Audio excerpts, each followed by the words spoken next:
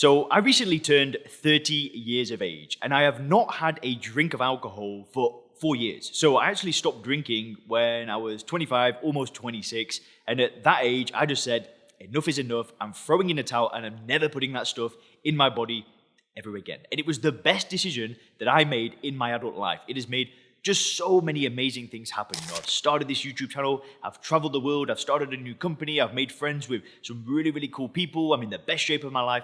Just infinite a number of great things have happened in my life after I got rid of alcohol. But before I got rid of alcohol, my life was extremely chaotic.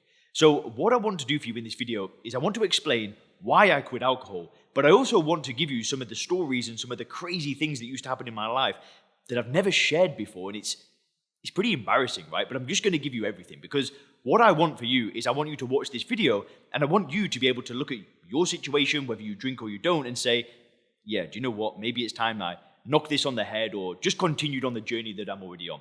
So I think by the end of this video, you guys will be extremely motivated. And at the end of the video, I'm going to give you the worst story of all, right? It's so bad. Anyway, so I've not drank alcohol for 4 years. And I drank alcohol for about 10 years. So I started drinking like 14, 15, which was pretty standard stuff in England, right? So I come from England. I come from the northwest of England. I actually grew up in a place called Kirkham, so it's in Lancashire, in the northwest of England. People ask me that all the time, like, where's your accent from? So that's where I'm from. Now, I remember I lived quite far away from school. I lived in this village. We used to have to get a bus to school, but my mum and my dad at the time said, we're going to move closer to school, so we moved house. And I remember I used to go on the bus to like the area where I went to school and like hang out with my friends and stuff like that. And that's when, you start experimenting. You've got like big groups of teenagers all drinking and stuff like that. What one of my best friends had done is he stole a bottle of vodka from his mum's liquor cabinet. Now, my mum didn't drink. So my mum and my dad drank very, very lightly.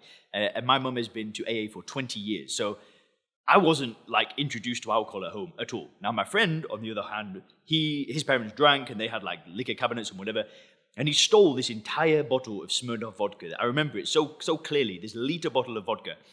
And what he did is he stashed it in this bush, like close to his house. But then he moved to the village that I moved to at a very similar time. We were best friends. And we would sometimes go to this bush. It was like a 5-mile bike ride, and we'd like buy a bottle of Coke or Gatorade, and we'd put like a bit of the vodka in, and that was that. Anyway, so as we'd moved there, we met friends with some of the other like guys in the neighborhood, and there was another guy there, and we all said, "Oh, there's this bottle of vodka stashed away in the middle of nowhere." So we all decided that we'd get our bikes, our push bikes, and we'd cycle to the vodka.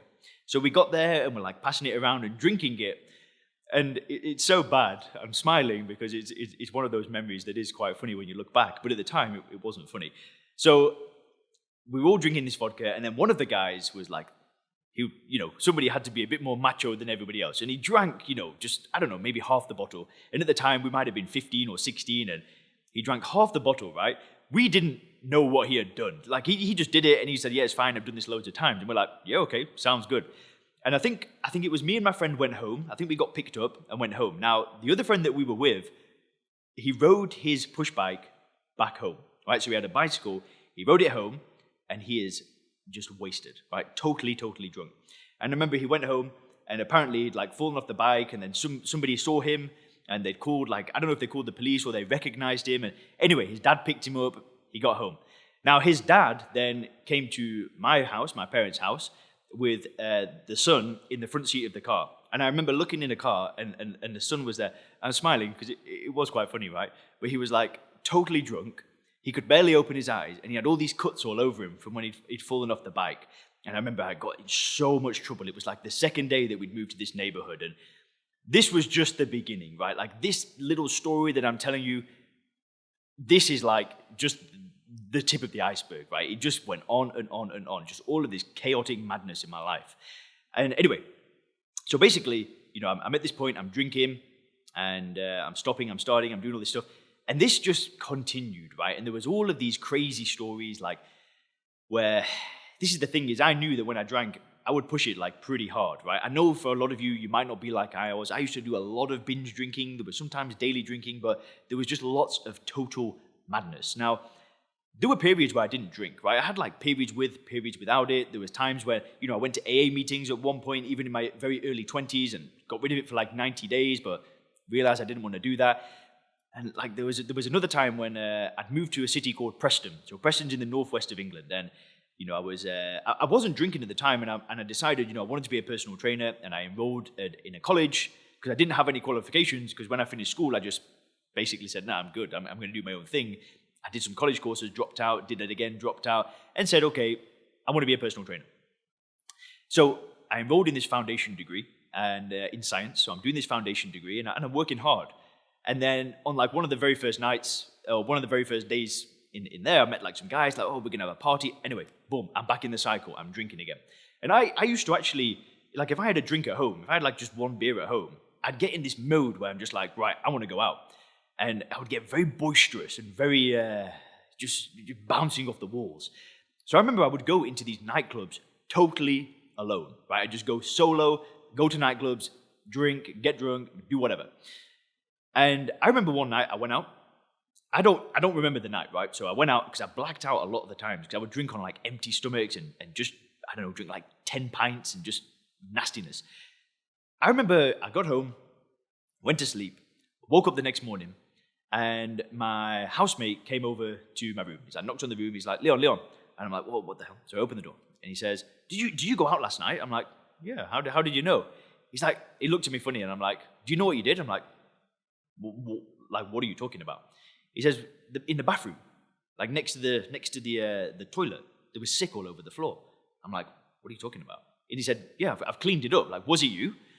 And I'm like, I honestly, still to this day, I don't know if that was me. Right? So I'm like, I'm panicking. I'm like, I don't know. I just don't know. I've got no idea what you're talking about. And luckily, he was also like a pretty heavy drinker. And he's looking at me like, listen, I get it. I've been in those states before.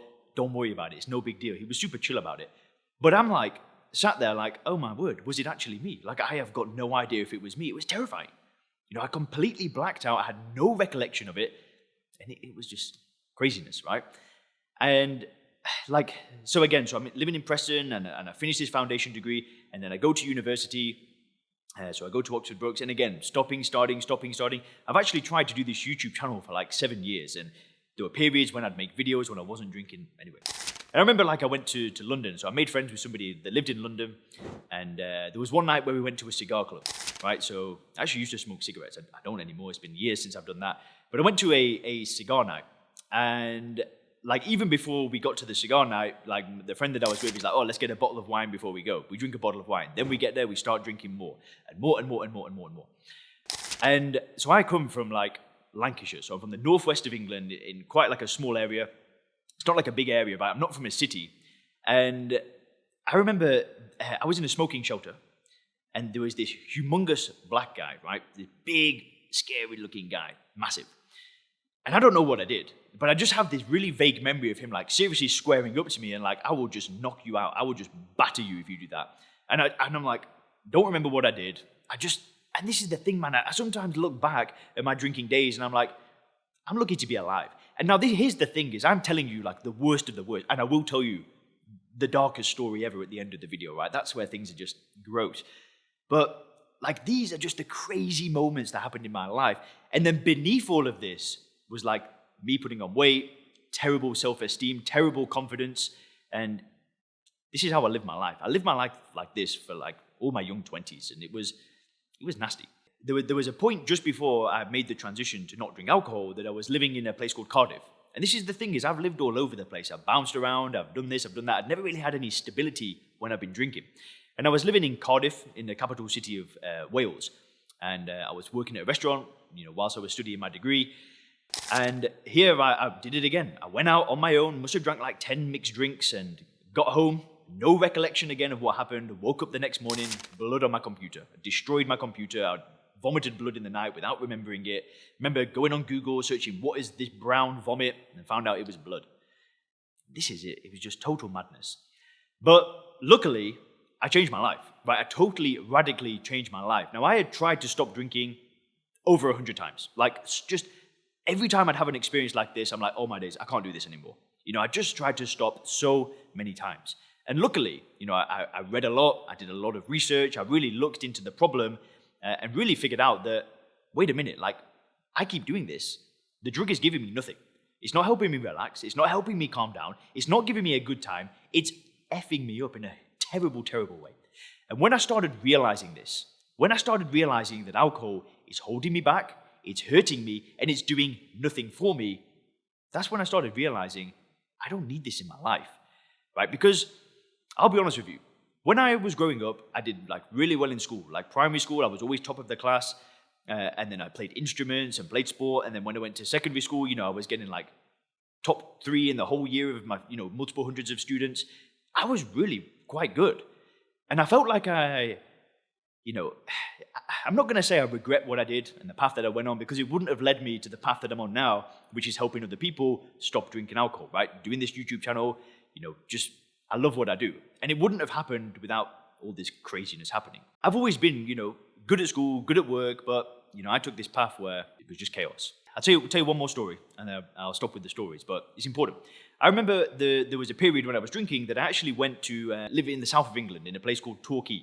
I was actually working in a car wash, right? And it was just, again, drinking every day, just partying, living it up.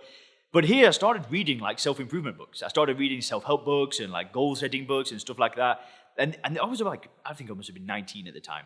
But I started writing down goals and started figuring out that like, oh, there is a life outside of this cycle that I'm in, right? You can set goals, you can achieve things, you can change your life.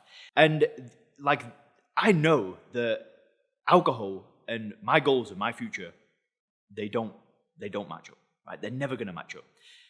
And, the reasons why I wanted to stop drinking alcohol is, I want to be healthy.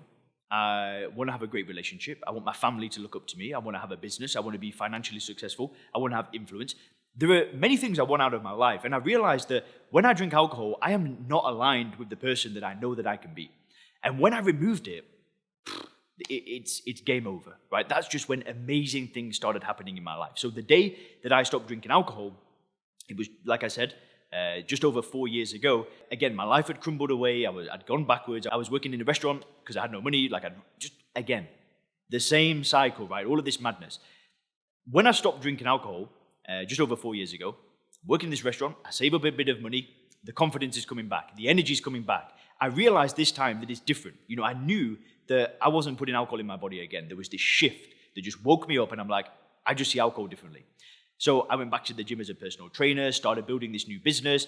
I got to like 20 clients in just like 10 weeks. I was just smashing it. I was on the gym floor every day.